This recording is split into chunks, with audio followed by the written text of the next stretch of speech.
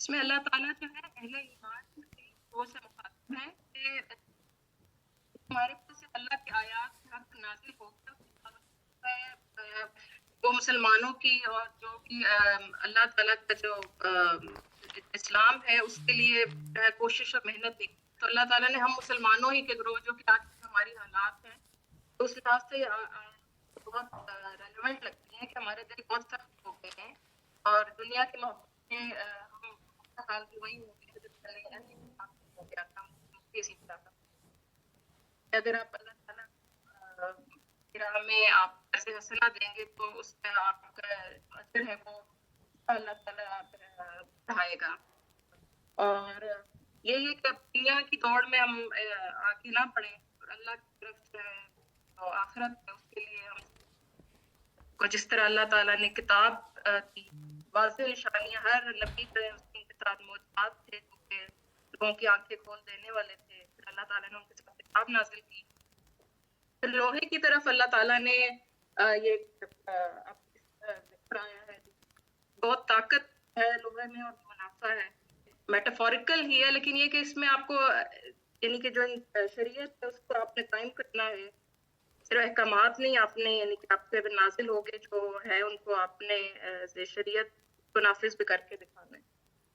اور ہم نے بہت سی کتابیں دی لیکن اس کے بعد لوگ ہے جو اللہ کی کتاب ہے اس کی تعلیمات اس سے روگردانی کر لی اور اپنے دین میں ایجادات شروع کر دی.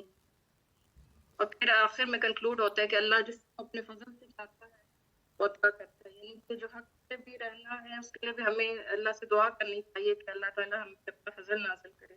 جیسے کہ اہل کتاب میں سے بعض کو یہ اللہ سے گلا تھا کہ انہی کی نسل میں سے ہی آخری نبی صلی اللہ علیہ وسلم آئیں گے تو کہ ان کو لگتا تھا فضیلت ہے. تو یہ تو اللہ کا فضل ہے. جس آج کے پہ بھی یہ دین پہ بھی ہم نے چلنا ہوتا کہ اللہ کا فضل ہوگا تو ہم راہ راست پہ رہیں گے. جی جزاک اللہ خیر. آپ کی آواز میں کافی زیادہ ڈسٹورشن تھی, بہت مشکلوں سے ہم نے تھوڑا بہت سنا ہے کیونکہ آپ کا شاید مائک اس جگہ پہ صحیح نہیں تھا جو میں شروع سے کہہ رہی تھی. لیکن جزاک اللہ فار دا پریزنٹیشن. آپ دیکھیں آیت نمبر 16 میں جو دلوں کی سختی کی بات ہوئی ہے نا, فقست قلوبہم, اس کو تھوڑا سا ایکسپلین کریں کہ اس آیت میں کیا بتایا جا رہا ہے کہ کیسے دل سخت ہو جاتے ہیں.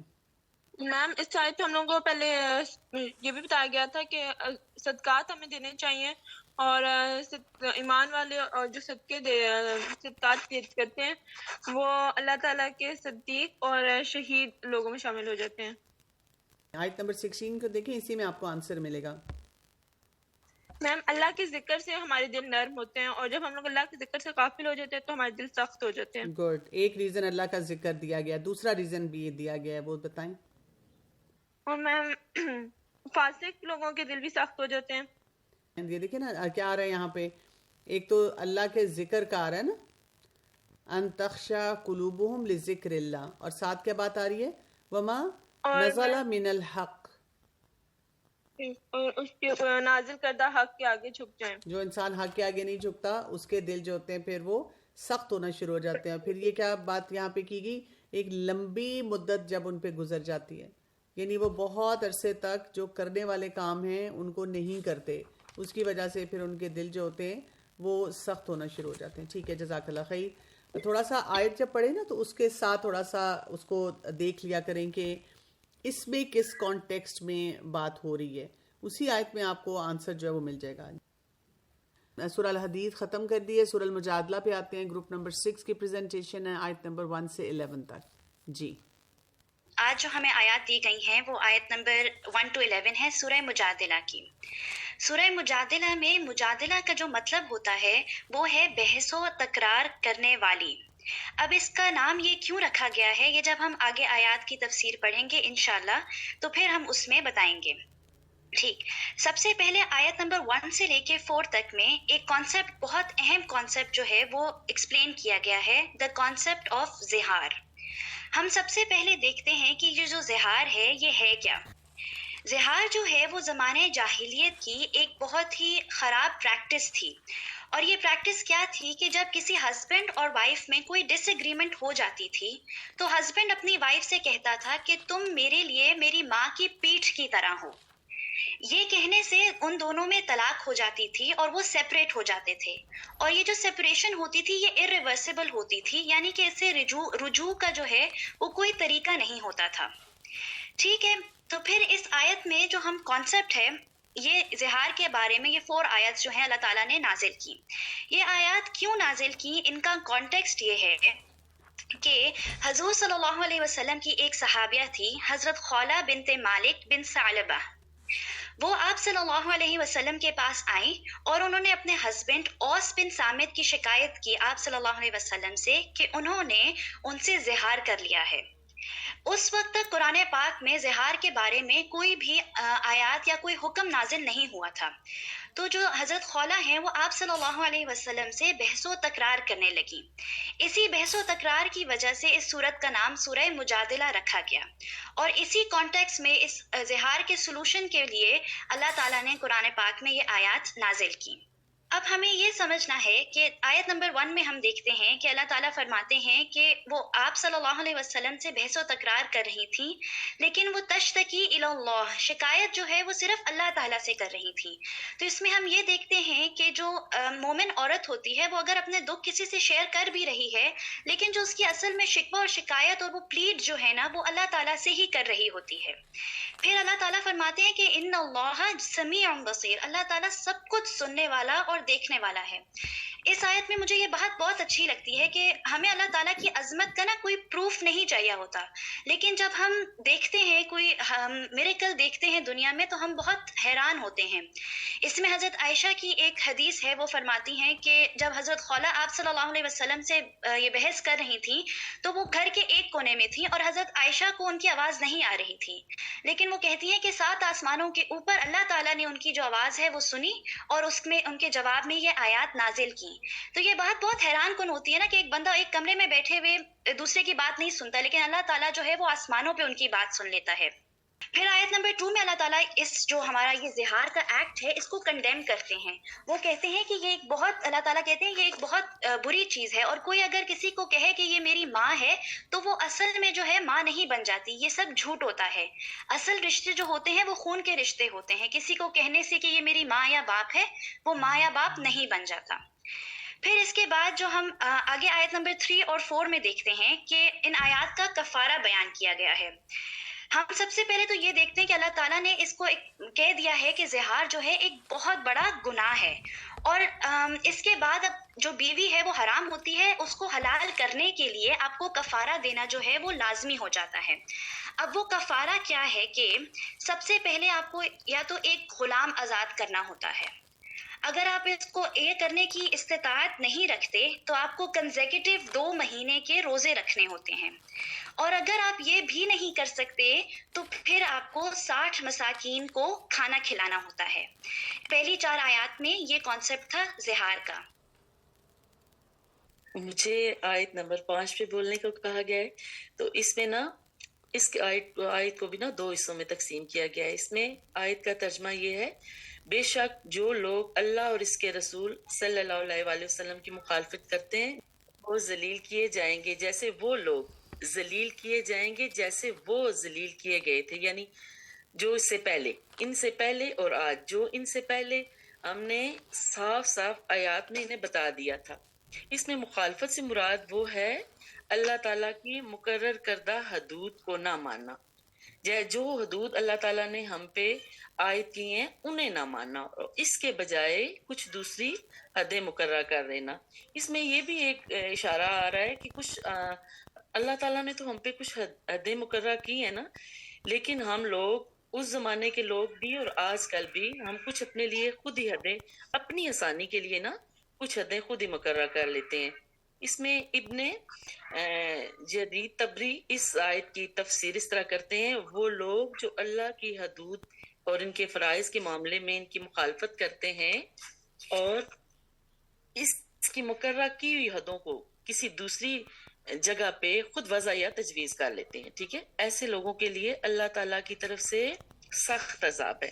دیکھیں آج کل بھی ہم لوگ نا بہت سے معاملات میں نا کیا کرتے ہیں، جب ہم سے کہا جاتا ہے نا کہ اللہ تعالیٰ نے اس طرح کہا ہے، اس طرح کہا ہے، لیکن ہم ایک دوسرے کو سمجھانے کے لیے یا اپنے آپ کو مطمئن کرنے کے لیے کہتے ہیں نہیں ہم ایسے کر لیتے ہیں، ایسے کر لیتے ہیں. لیکن ہمیں دھیان اس چیز پہ دینا چاہیے کہ جو اللہ تعالیٰ نے ہم پہ جو حد مقررہ کی ہے اسی پہ ہم قائم رہیں.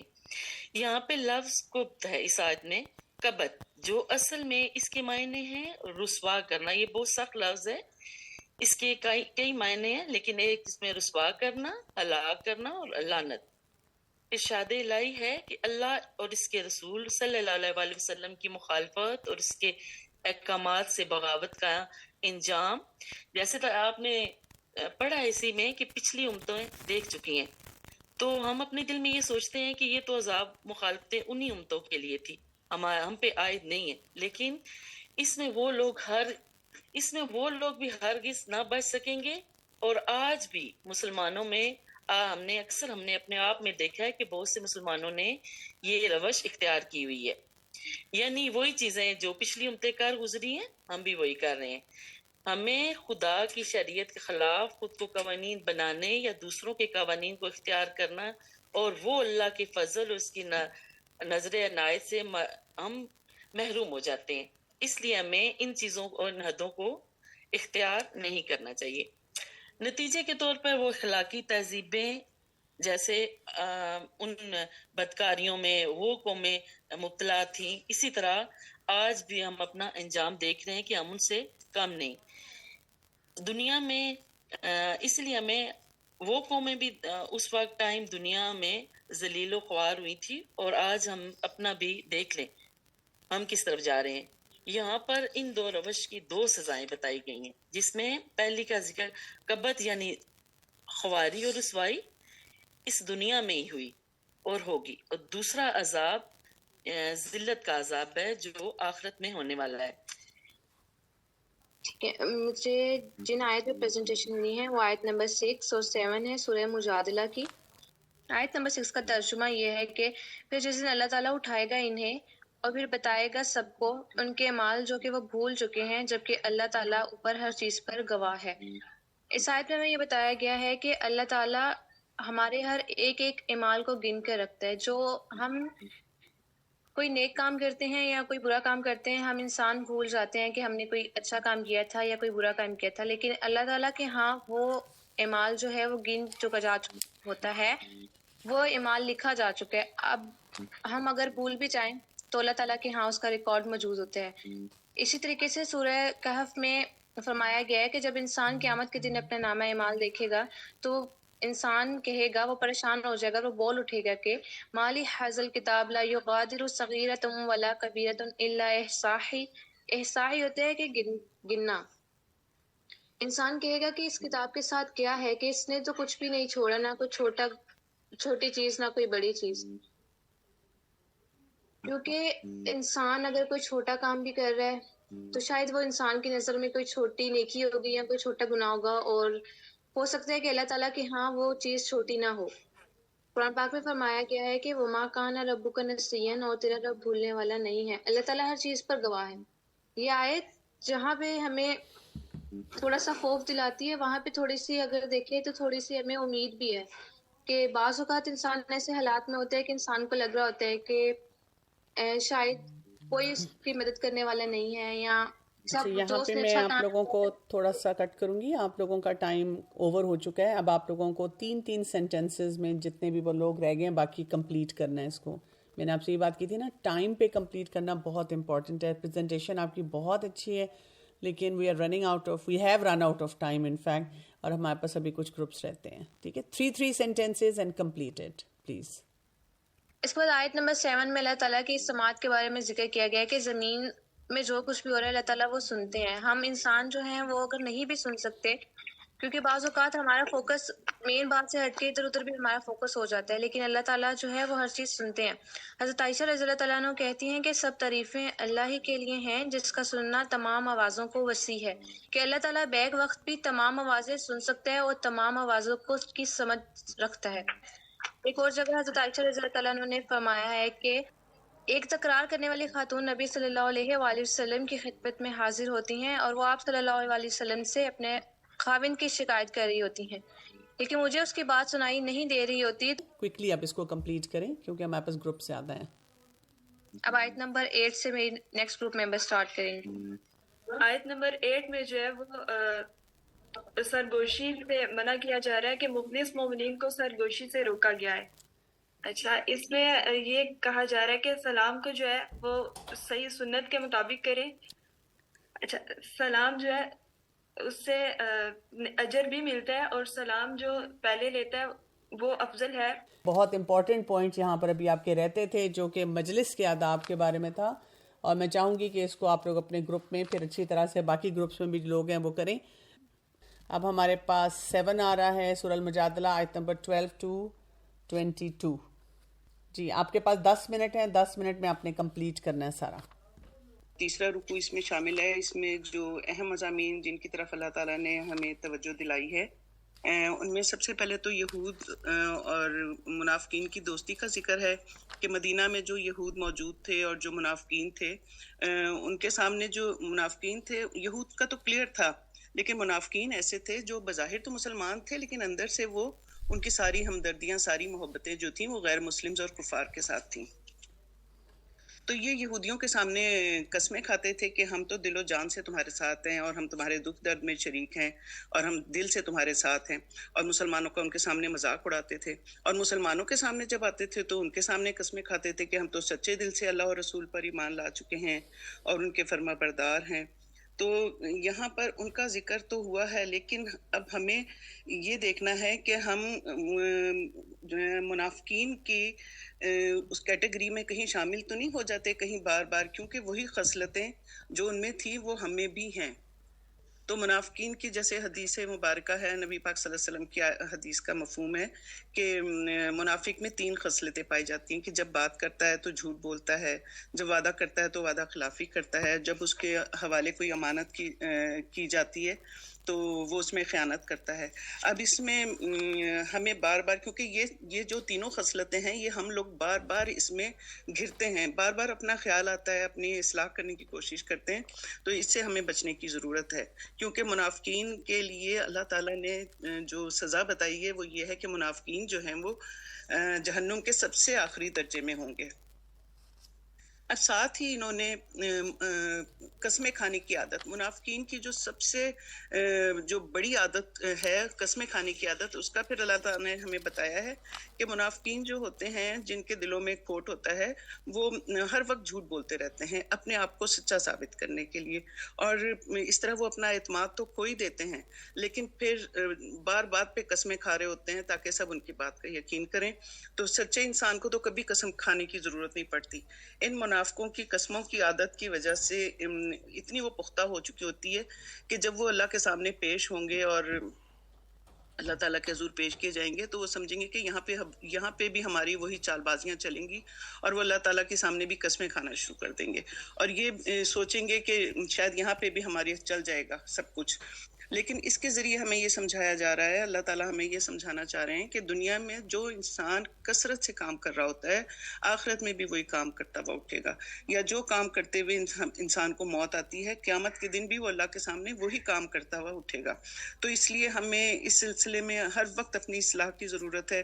ہماری اپنی عملی زندگی سے اس کا یہی تعلق ہے کہ ہم ہر وقت اپنا خیال کریں کہ خدا نخواستہ کہیں ہم منافقین کی صف میں تو نہیں شامل ہو رہے ہیں، اور ہمیں بار اللہ تعالیٰ اور حضرت محمد صلی اللہ علیہ وسلم کی اطاعت میں وقت گزارنے کی ضرورت ہے. چھوٹی چھوٹی باتوں کو، نیکیوں کو بھی ہاتھ سے نہ جانے دیں اور اپنی اخلاقی برائیوں سے جو یہ جن کا اوپر ابھی میں نے ذکر کیا ہے ان سے ہم ہر طور پہ ہر طریقے سے بچنے کی کوشش کریں.